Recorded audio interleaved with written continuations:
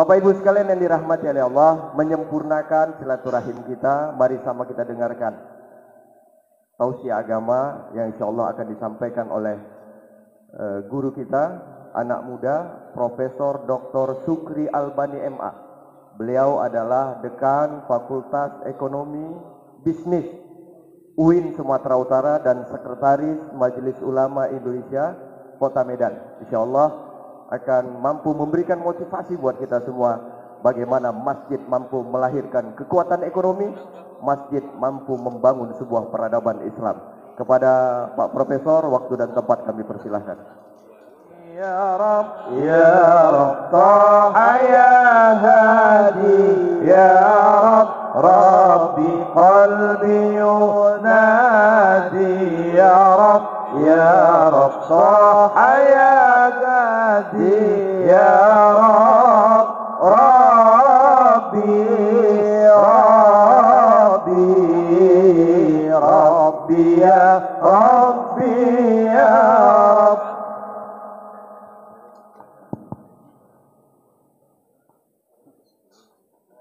Na'udzu billahi minasy syaithanir rajim. Bismillahirrahmanirrahim. Assalamualaikum warahmatullahi wabarakatuh. Hamdan wa syukran lillah, salatan wa salaman ala Rasulillah la nabiyya ba'dah. Asyhadu an la ilaha illallah wa asyhadu anna Muhammadan abduhu wa rasuluh. Allahumma salli ala Muhammadin tibbil qulubi wa dawaiha wa afiyatil abdani wa shifaiha wa nuril absari wa diyaiha wa ala alihi wa sahbihi wa sallim. Allahumma rabbi shrah li sadri wa yassir li amri wa hlul 'uqdatam min lisani yafqahu qawli.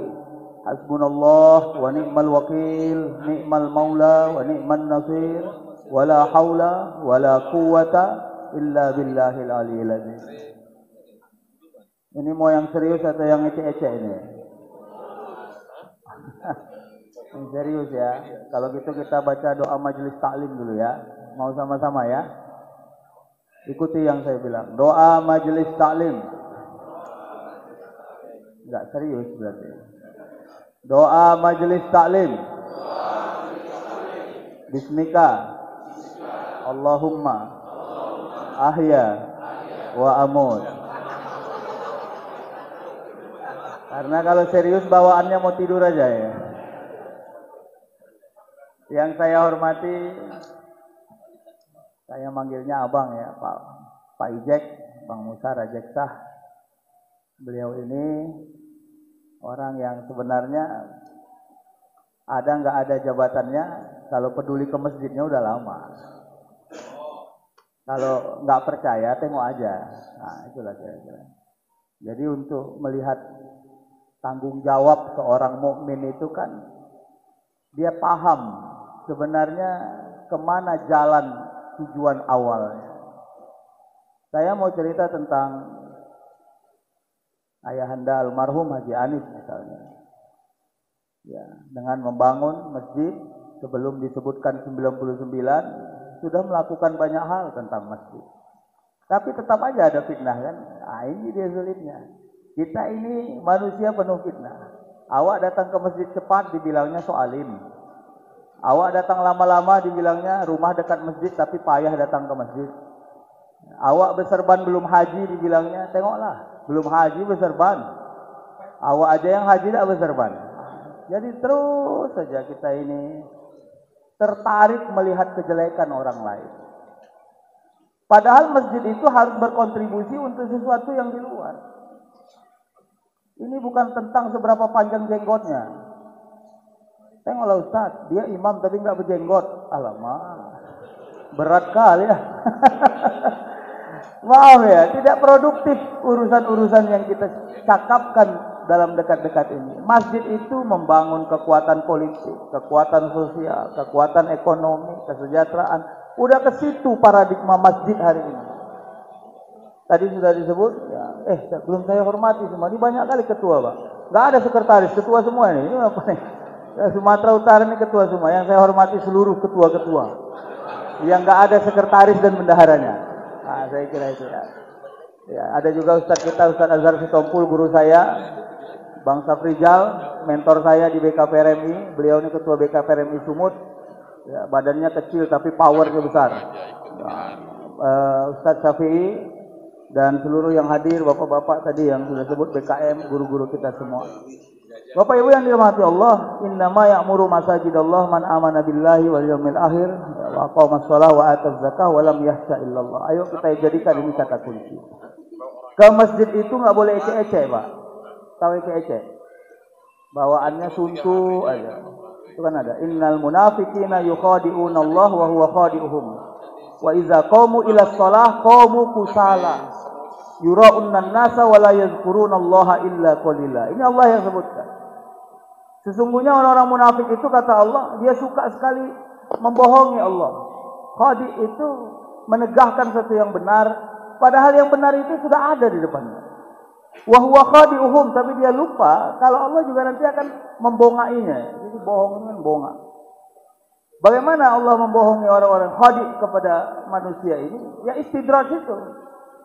Kita ini nyaman aja. Tahu nggak ciri-ciri orang istidraj itu apa? Itu kalau mau dikasih contoh ya. Ketika di hadapan kita ada anak kecil umur 3-4 tahun, comel ya. Kalau kata Ipin Upin comel ya. Pipinya tembem, rambutnya cantik, wangi tubuhnya, putih wajahnya. Apa yang kita lakukan kepada anak kecil ini? Cubit-cubit, Pak. Cubit, senggol ya. Dia risih toh? Janganlah Wak, janganlah Om, janganlah. Kenapa? Karena amalnya bagus. Karena wajahnya cantik. Kita senggol-senggol ya. Tapi coba duduk di halakoh kita ini, anak yang memuakkan. Naik turun ingusnya gini. Ya, bau matahari badannya. Kira-kira ada nggak yang mau nyenggol? Nggak ada. Apa kata anak ini? Kasihan kali anak itu ya diganggu uak-uak itu. Kayak aku lah, tengok nyaman aja. Padahal karena memuakkan. Maaf ya. Jadi jangan-jangan ketenangan kita hari ini sebab Allah sudah muak tengok amal hidup kita. Kita merasa tenang sendiri. Makanya kalau cerita Palestina itu yang saya sering sebut, yang diuji mereka, yang disuruh belajar kita. Kenapa kita nggak diuji? Karena belum pantas mendapat ujian. Kenapa? Karena belajarnya belum jelas. Jangan-jangan belum terdaftar sebagai peserta ujian. Jadi nggak diuji. Nauzubillah, khawatirnya kita istidraj secara kolektif. Tidak pantas diuji karena masih cemen semua. Ya, innal munafiqina yukhadi'unahum wa huwa khadi'uhum. Itu jelas, Pak. Kita bawaannya suntuk aja. Tahu penyakit yang paling ngeri di muka bumi ini? Penyakit yang paling ngeri di muka bumi ini adalah suntuk. Tahu ciri-ciri orang suntuk? Suka membuat orang lain suntuk. Itu ciri-ciri. Tadi aman, gak ada masalah dirinya. Tapi begitu duduk dia dengan awak, dia jadi bermasalah hidup awak. Ya. Kenapa? Khawatir kepada sesuatu yang belum terjadi. Itu kalau anak-anak muda sekarang ditelepon bininya, Bang, alhamdulillah awak hamil. Garuk kepala dia. Alamak, cemana lah kuliah anakku nanti. Padahal lahir pun belum anaknya. Ini orang suntuk nih. Dia tidak paham bahwa rezeki dan perjalanan hidup Allah yang tentukan. Ya. Manusia itu tidak pernah membebani rezeki orang lain. Wallahi, tidak ada itu.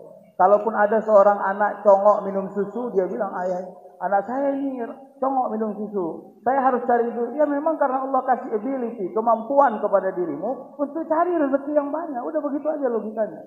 Yang tak boleh adalah tidak menjalani ikhtiar. Nah Bapak Ibu, makanya jangan jadi orang suntuk. Itulah tadi disebut lawannya Fir'aun siapa tadi? Itu kan ada doa Nabi Musa, Pak. Toha 25-28. Qala rabbi shrah li sadri wa yassir li amri wahlul 'uqdatam min lisani yafqahu qawli. Jadi begitu Nabi Musa disuruh menghadapi Fir'aun, doanya bukan tahan pucuk, tahan banting, bukan. Rabbi shrah li sadri. Ya Allah, ringankan hati saya. Karena banyak orang kalah bukan sebab tidak mampu, tapi sebab dia tidak berhasil mengelola dirinya. Ya, bawaannya ribet aja dalam hidup ini. Nah, saya tidak tahu, makanya memang yang namanya Musa ini biasanya punya power yang tinggi. Di sini berapa orang nama Musa ada? Tunjuk tangan. Bapak Ibu yang dirahmati Allah, maka inilah kekuatan kepada diri kita. Membangun masjid ini, memakmurkan masjid ini jangan dengan keadaan yang suntuk. Pak, mohon maaf ya. Ini Bang Ijek mohon maaf juga. Saya pernah mendapati, memang ini capek. Begitu selesai, karena suaranya di luar nih, jangan nggak dengar ya. Begitu selesai, saya kebetulan diminta jadi saksi pernikahan. Selesai saya singgah ke masjid. Belum lagi mau sholat zuhur, menjelang zuhur lah. Karena masih panjang waktu, saya masih di mobil. Datanglah rombongan angkot mamak-mamak pengajian. Ini nggak usah sebut di mana masjidnya ya, nanti jadi fitnah. Ya masuklah, tahulah mamak-mamak pengajian ya kan. Turun 2 angkot, mau pergi ke masjid sholat zuhur. Rupanya salah meletakkan sendal. Ada bacaannya di situ batas. Tapi tidak nampak oleh mereka. Selebor aja lah naruhnya. Suka hati aja gitu.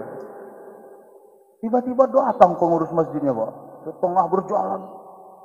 Di situlah baru nampak saya ada sepatu dan sendal berterbangan ke atas, Pak. Shoo, shoo, shoo. Dan saya terkejut itu melihat di masjid. Oh, Allahu Akbar. Sambil dia merepet, memang nggak tahu aturan, merepet lah dia sejadi-jadinya. Saya mau katakan, pengurus masjid boleh capek, tapi jangan kesal. Karena begitu engkau mengakadkan diri sebagai pengurus masjid, separuh tubuhmu akan muncul fitnah di dalamnya, tapi separuh lagi ada ruh jihad yang harus dikuatkan di dalamnya. Ya jelas, akhirnya saya ketemu sama pengurus masjid itu, Pak, ini pengunjung, Pak. Tidak tahu dia kalau ini batas masjid. Jadi saya kira dimaklumi sajalah. Saya bilang, kok pakai bersera itu. Jadi saya mau ajak kita mengurus masjid ini menjadi produktif, Pak. Ya. Masjid itu tempat orang bersatu. Masjid itu tempat orang bersilaturahim. Masjid itu tempat orang memaafkan. Pak, ingat. Masjid ini bukan hanya tempat orang taat. Tapi masjid juga tempat orang bertaubat. Tolong pahami itu. Jadi kalau kita nampak ada orang baru ke masjid, tolong jangan nyinyir mulutnya. Tengok nih, udah sengkleh baru ke masjid. Waktu jaya-jayanya nggak ke masjid, nggak urus.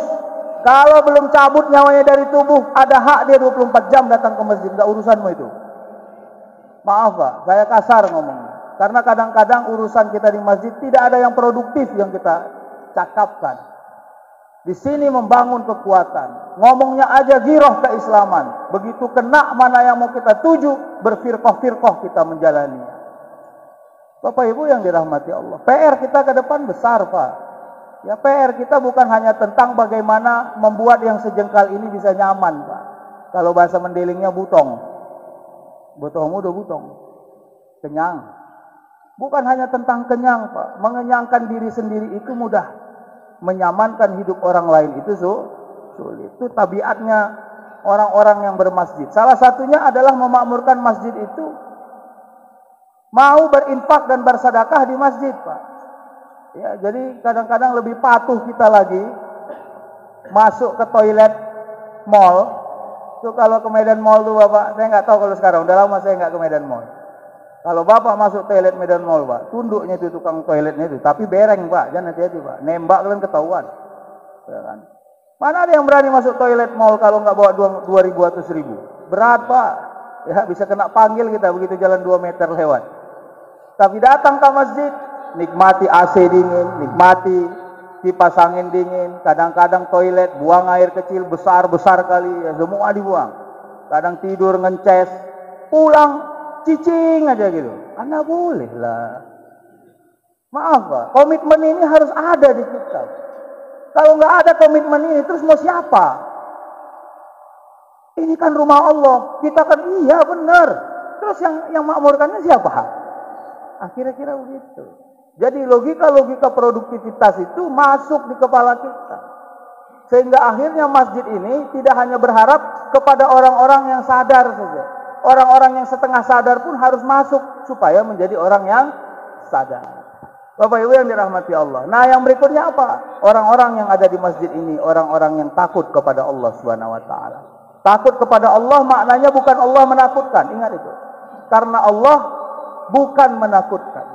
Tapi rasa awas kita kepada Allah itulah yang membuat kita khawatir bila perjalanan hidup kita tidak benar di jalan Allah Subhanahu wa ta'ala. Makanya jelas nih. Ya, ini kan dibilang, kenapa Pak Ijek kemari? Karena mau dipilih lagi ya. Kalau iya kenapa rupanya? Enggak, saya mau bilang begini. Cara melihat kita jangan terlalu pragmatis. Oke ya. Makanya tadi saya katakan, kalau mau branding tentang masjid, lihat saja sudah berapa lama fokus di masjid, memakmurkan masjid, memuliakan masjid. Nggak usah ngomong. Kadang-kadang kita begitu. Udah lakukan satu hal yang kecil aja, publikasinya banyak sekali. Kenapa? Ingin membranding semua sesuatu yang kita buat. Ya, tapi ingat, ada orang-orang kadang-kadang bersengaja menyembunyikan dirinya untuk dia tidak hadir di hadapan banyak orang, karena orang biar menikmatinya. Bapak Ibu, ya jelas kalau kita lihat mobil-mobil Haji Hanif yang berseliweran untuk membersihkan masjid, saya kira nggak ada urusannya dengan politik. Ya, toh Haji Hanif juga nggak mau tikus. Setahu saya begitu. Entah kalau saya nggak tahu. Nah, kira-kira begitu. Nah, jadi oleh karenanya, inilah yang menjadi alasan untuk melihat kegiatan kita ini. Nilai silaturahim yang mau dijaga. Hati umat Islam itu harus lebih sejuk daripada hati-hati orang-orang yang tidak berada dalam agama Allah. Jadi kesejukan inilah yang mau kita terjemahkan dalam kehidupan apapun yang kita kuatkan. Bapak Ibu, salah satu perhatian masjid juga kepada kemakmuran masyarakat dan mensejahterakan masyarakatnya. Ini penting. Hak anak yatim juga ada di dalamnya. Tolong ya, anak yatim itu menjadi satu pilihan dari banyak pilihan yang harus kita sejahterakan hidupnya. Bapak Ibu, kadang-kadang hanya untuk cantik di foto kita panggil anak yatim ujung kulon sana karena bajunya seragam. Tapi anak yatim yang di dekat-dekat rumah kita abaikan. Hati-hati Pak, ini PR kepada kita. Ya. Yatim itu Rasulullah, dan Rasulullah itu mencintai anak yatim. Allah banyak menyebut tentang anak. Di Wadduha saja Allah sebut 2 kali itu. Alam yajidka yatimam fa'awa. Di bawahnya famal yatima fala taqhar. Fawailul lil musallin allazina hum, sebelumnya itu ada juga cerita tentang orang-orang yang menghardik harta anak yatim. Hati-hati Pak.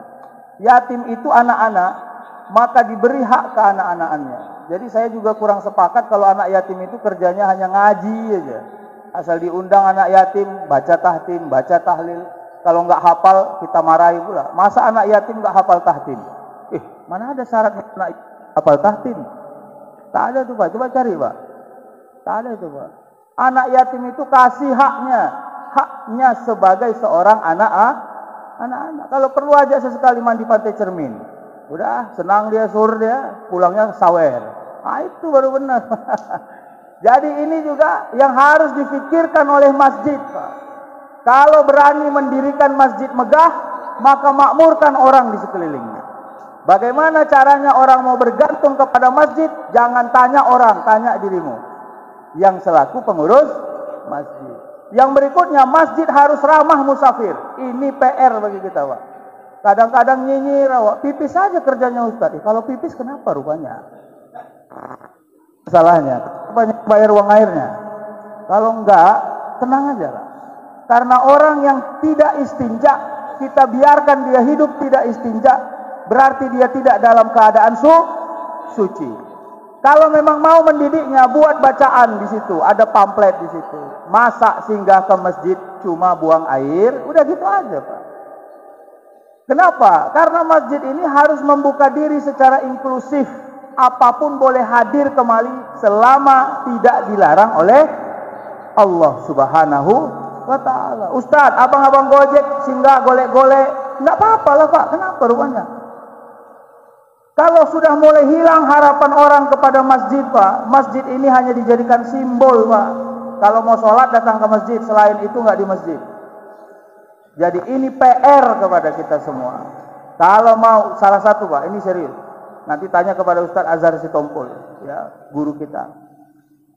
Doanya orang musafir itu makbul. Hati-hati.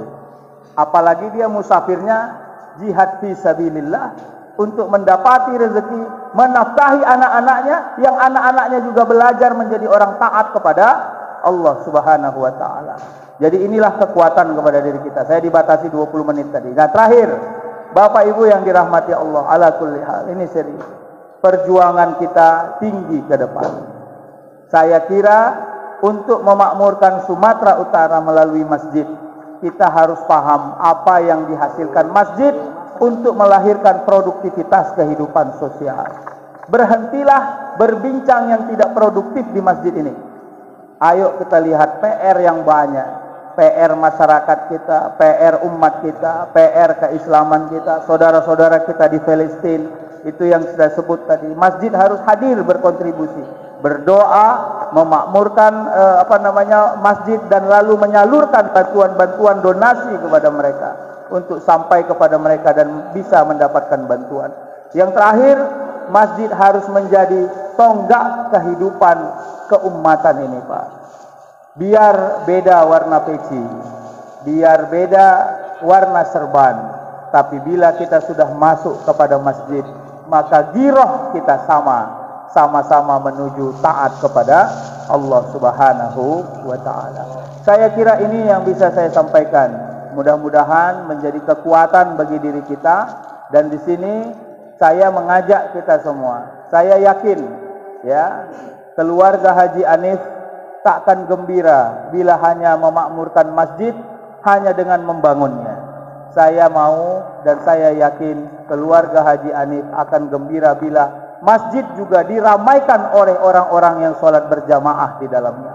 Bukan hanya tentang masjid yang dibangun, tapi tentang memakmurkan masjid, meramaikan masjid, membuat kuliah, membuat ta'lim, membuat musyawarah, membuat sesuatu apapun yang manfaat kepada masyarakat. Saya yakin orang-orang yang mewakafkan hartanya untuk masjid gembira hatinya fid dunya wal akhirah. Wabillahi taufiq wal hidayah. Wassalamualaikum warahmatullahi wabarakatuh.